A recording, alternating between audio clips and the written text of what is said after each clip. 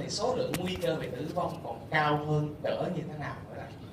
Và gần nhất tại thành phố Hồ Chí Minh chúng ta thì cái khu vực nào gần nhất các anh chị? Tỉnh nào gần nhất ở thành phố Hồ Chí Minh chúng ta? Chính xác luôn. Ở Long An sẽ có 2 nhà máy nhiệt điện than chính thức được vận hành sắp tới. Cách thành phố Hồ Chí Minh chúng ta chỉ có 30 cây số mà thôi.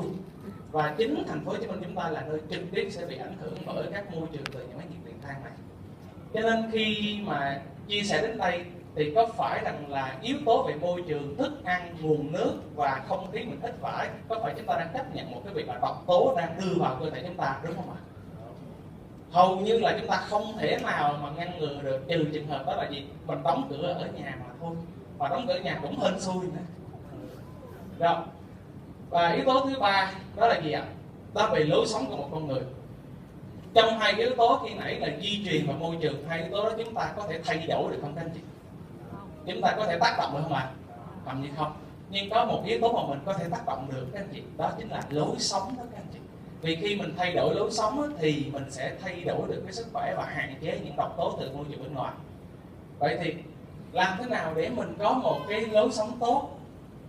Một cái lối sống tốt nó bao gồm có 4 yếu tố các anh chị. Yếu tố đầu tiên nhất đó là tinh thần. Yếu tố thứ hai là sinh hoạt. Yếu tố thứ ba là vận động. Và yếu tố cuối cùng là dinh dưỡng. Và vài chục phút còn lại của chương trình ngày hôm nay ấy, thì chúng ta sẽ cùng nhau phân tích các yếu tố này để chúng ta thực sự thay đổi cái sức khỏe của mình, được không ạ? Trước tiên đó là về cái yếu tố về tinh thần. Thì xin hỏi với các anh chị rất đơn giản như sau. Trong cuộc sống hàng ngày của mình, số lần mà mình cười, mình vui so với số lần mình bực bội, khó chịu, nóng nảy, cái nào nó nhiều hơn? Thì trong mỗi một ngày các anh chị cười nhiều hơn, vui nhiều hơn hay là bực bội, khó chịu, nóng nảy nhiều hơn? Các chị thử suy nghĩ thử cái nào nhiều hơn? Hên xui vậy. Rồi, theo Sơn các anh chị muốn biết như thế nào rất dễ dàng thôi, mình cứ ra cái chỗ giờ này nha, mình tới ngã tư mấy ngã tư mình biết liền luôn mà. Mình nhìn cái mặt người ta biết người ta cười cái vui. Tại vì khi mình nhìn mặt ta phần lớn là ai đấy mặt căng thẳng ra, chỉ trời sẽ là bùng nổ ra chứ không phải là mặt cười vui vẻ. Hoặc là lúc mà mình đi về đi làm về lúc đó cái cười hay vui nhiều hơn, hay buồn nhiều hơn. Thì thật ra trạng thái tinh thần của mình đó các anh chị, nếu như mà mình để cho trạng thái tinh thần của mình luôn luôn bị tình trạng là nóng nảy, bực bội, buồn phiền, lo âu nhiều á, thì trong não của mình nó sẽ sản sinh ra những yếu tố tiêu cực và cơ thể của mình nó sẽ có một cái chất rất nguy hiểm sức khỏe, đó là gốc tự do free radical, để mà gốc tự do. Và gốc tự do nó sẽ phá hủy tế bào như thế nào thì lát nữa tế bào chi tiết sẽ chia sẻ cái phần đó đối với các chị lắng nghe, để mà tuy nhiên người ta nói một câu là gì ạ? Đó là bệnh từ miệng mà vào, mà quạ thì từ miệng mà ra, có đúng không ạ? Vậy thì làm sao để mình kiểm soát được cái quạ từ miệng của mình mà ra? Làm sao bây giờ? Đó là mình luôn luôn cố gắng tìm cách mình cân bằng cái tinh thần của mình. Bằng cách như nào? Việc đó nói thì dễ mà làm có dễ không các anh chị? Không dễ sẽ nào hết, đúng không ạ? Như vậy thì xin chia sẻ các chị thử 2 cách chúng ta thử làm ha. Cách thứ nhất đó là mỗi một khi mà mình chuẩn bị mình nói hay mình ra quyết định quan trọng mà mình cảm thấy tinh thần của mình nó bức bối, nó khó chịu, nóng nảy, mình phải bơm oxy lên não của mình. Nó giống như là cái người mà đang cấp cứu phải bơm máu, thì người mà tinh thần không ổn định bơm oxy lên bằng cách hít thật sâu vô, dừng lại, thở từ từ bằng miệng ra, hít thật sâu vào, dừng lại, đếm 1, 2, 3, 4, thở từ từ bằng miệng ra.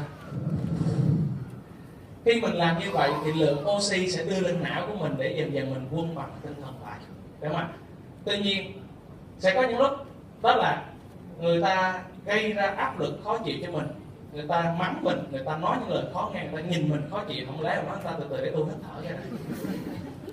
Không lẽ nói ta vậy đúng không ạ? Thì cái cách để mình xử lý đó là gì? Là mình nhìn người ta, mình mỉm cười nhẹ một cái, hoặc là mình xem như đó là cái chuyện bình thường ở trong cuộc sống này. Tại vì sao? Tại vì ở trên đời này ấy, có một cái loại người mà không bao giờ phải lo lắng buồn phiền. Ở trên đời này có một loại người không phải lo mệt mỏi, cái người đó bình hòa. Mà mình có muốn là cái người đó mà Cho nên chắc chắn là khi mình vẫn đang còn trong cuộc sống này thì nhất định mình phải sao ạ? Phải tiếp xúc những cái việc mà khó chịu, khó khăn và những việc không ưa muốn ở trong cuộc sống là chuyện bình thường, đúng không ạ? Cái thứ hai là gì ạ? Đó là sinh hoạt, nghỉ ngơi. Thì sinh hoạt, nghỉ ngơi như thế nào để cho chúng ta có một chế độ phù hợp? Tôi xin hỏi nha, hôm qua các anh chị nào đi ngủ trước 9 giờ tối không? Vui lòng giơ tay. Có không? Không có lại. Wow. Có anh chị nào đi ngủ trước 11 giờ tối không? Chỉ có vài cánh tay. Như vậy thì phần lớn đi ngủ sau bao nhiêu ạ? 11 giờ tối rồi. Buổi sáng á, chánh tay các anh chị ăn sáng lúc mấy giờ ạ? Có anh chị nào ăn sáng từ lúc 8 giờ 9 giờ không? Okay. Sau 9 giờ không có ai luôn hả? Thiệt không? Chắc không hả? Rồi ok ha. Thật ra chế độ sinh hoạt là gì ạ? Đó là mình đi ngủ trước bao nhiêu giờ các bạn? Trước 11 giờ tối là tốt nhất. Bởi vì khi mình đi ngủ trước 11 giờ tối, từ 11 giờ tối đến 1 giờ sáng là thời điểm hỗ trợ cho lục phủ ngũ tạng của mình. Từ 1 giờ sáng đến 3 giờ sáng thời điểm đó tu bổ lục phủ ngũ tạng của mình. Đó là các bộ phận bên trong cơ thể chúng ta các chị, được không ạ? Vậy thì khi đi ngủ như thế nào một giấc ngủ tốt? Đó là mình ngủ từ đêm đến sáng, mình thức dậy mình cảm thấy vui vẻ, cảm thấy con người mình nó khỏe và lạc quan, cười cái này. Đó là cách tốt. Còn nếu như mình đi ngủ mà mình thức dậy mình cảm thấy nó đau chỗ này, nó mệt chỗ kia, nó mỏi, nó khó chịu trong người, mơ ngày hôm qua là người ta rượt mình, quýnh mình, người ta đòi nợ mình, chạy nhầm hết, thì đó thực sự là chưa phải là giấc ngủ tốt cho sức khỏe. Nếu như các anh chị nào đi ngủ mà mình mơ ác mộng nhiều như vậy thì có thể xem là hệ thần kinh của mình đang không được ổn định cho lắm, được không ạ? Đó là một chế độ sinh hoạt nghỉ ngơi ha. Và vận động. Khi mình vận động thường xuyên thì giúp cho cơ thể chúng ta bài tiết mồ hôi và chất độc ra khỏi cơ thể và giúp cho máu tuần hoàn lưu thông tốt cho sức khỏe chúng ta. Và yếu tố cuối cùng đó là dinh dưỡng. Thì như thế nào gọi là yếu tố dinh dưỡng, ăn đúng và ăn đủ? Sơn muốn hỏi các anh chị hai chữ thôi. Như thế nào gọi là ăn đúng và như thế nào được gọi là ăn đủ? Ăn đúng là ăn như thế nào? Rồi chúng ta cùng nhìn xem ha. Ăn đúng là ăn như thế này ha. Buổi sáng mình ăn chút mình nhịn. Buổi trưa mình ăn nhiều hơn. Và buổi tối mình ăn đầy đủ, ăn cùng với gia đình của mình, ăn thịnh soạn. Cái này gọi là ăn đúng chưa?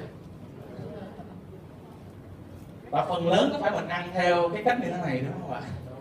Rồi có cách thứ hai mình ăn là gì ạ? Đó là buổi sáng mình ăn đầy đủ dinh dưỡng, mình ăn đủ cái cơ thể chúng ta cần. Buổi trưa mình ăn nhẹ hơn chút và buổi tối mình ăn thanh đạm nhất. Thì thông thường là mình ăn theo hình bên tay trái hay hình bên tay phải của các anh chị ạ? Và khi mình ăn theo cái hình nào đó, thì cơ thể chúng ta có nguy cơ hình thành ra hình dáng giống y chang như vậy. Đó là dần dần nhỏ từ trên và bự xuống dưới này.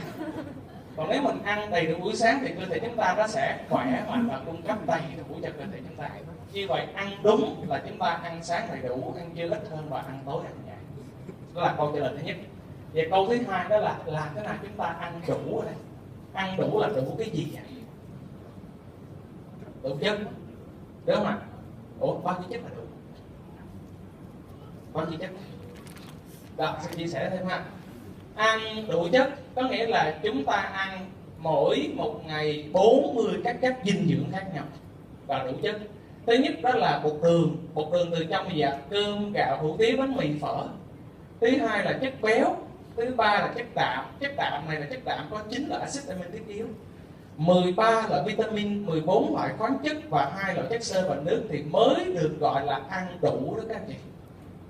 Vậy thì cho xin hỏi rằng là dễ dàng chúng ta ăn đủ được 40 chất dinh dưỡng này không? Không được giản đúng không ạ? Vậy thì việc chúng ta ăn những chất dinh dưỡng này trong cơ thể chúng ta giúp chúng ta làm gì? Đơn giản ha. Đây là cơ thể của người của mình. Cơ thể của người của mình giống như ngôi nhà thôi, không khác gì hết. Ngôi nhà thì cần phải có các cái viên gạch để mà nó xây cất lên, được không ạ? Và cần phải có cái hồ để mà kết nối, đồng thời có những cái dòng điện để mà thắp sáng ngôi nhà này. Thì khi mình ăn chất đạm á, nó giúp trong cơ thể của người của mình chính là từng cái viên gạch để xây dựng khối nhà. Khi mình ăn vitamin và khoáng chất chính là các cái hồ để kết nối các viên gạch này thành một cái hình. Và khi mình ăn chất béo thì giúp cho mình là duy trì lượng máu lưu thông giống như cái nguồn điện ở trong ngôi nhà này. Điều đó có nghĩa là gì ạ? Có nghĩa là mình cần phải ăn đầy đủ và ăn đúng thì ngôi nhà này nó vững chắc, thì cơ thể mới có thể hoạt động một cách khỏe mạnh được các anh chị. Đúng không ạ? Rồi. Vậy thì tại sao mà khi nãy xin hỏi các anh chị, chúng ta ăn không đủ được cái chất dinh dưỡng theo như chúng ta thống kê khi nãy, là bởi vì có 4 lý do như sau. Lý do thứ nhất đó là gì ạ? Phần lớn mình ăn uống theo thói quen sở thích hay là theo hiểu biết của mình các chị. Đó, sẽ muốn hỏi giao lưu với chị thực tế ha. Ở đây có chị nào học hết cấp 3 rồi mình nghỉ không ạ? Ok, có anh chị nào mình học hết cao đẳng hay đại học rồi mình nghỉ không ạ? Khá là nhiều.